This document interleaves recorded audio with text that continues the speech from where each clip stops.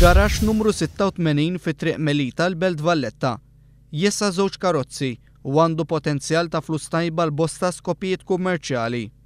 Sa mill-2005 l-garax kien diġet jinkera s-somma ta' €1,300.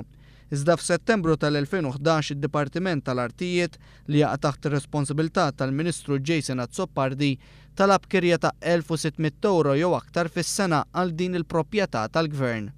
iNewsMalta.com jiżvela kif fit-28 ta' Frar tas-sena l-oħra il-Ministru Jason Azzopardi ta' ordni diretta biex dan il-garax tal-Gvern jingħata lil Ernest Onna, kap tal-Uffiċjali tas-Sigurtà tal-Partit Nazzjonalista, għas-somma ta' €600 fis-sena.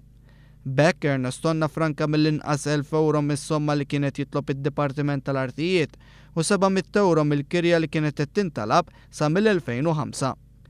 Ernest Onna akkwista dan il-garax b'sempliċi jittra li fiha qal li għandu bżonn din il-proprjetà viċin id-dar tiegħu għax għandu problema ta' mobilità. Minkejja li Onna ma ppreżenta ebda ċertifikat mediku, il-Ministru Jason Azzopardi approva t-talba tal-kanvaser ewlieni ta' Ostingat. Ernest Onna huwa ex ġaketta blu u wieħed minn dawk li s-sajf li għadda kien involut f'disgwit mal-persuni li kienu akkamponjaw lid-deputat indipendenti Jeffrey Pulicino Orlando quddiem id-dar ċentrali tal-Partit Nazzjonalista.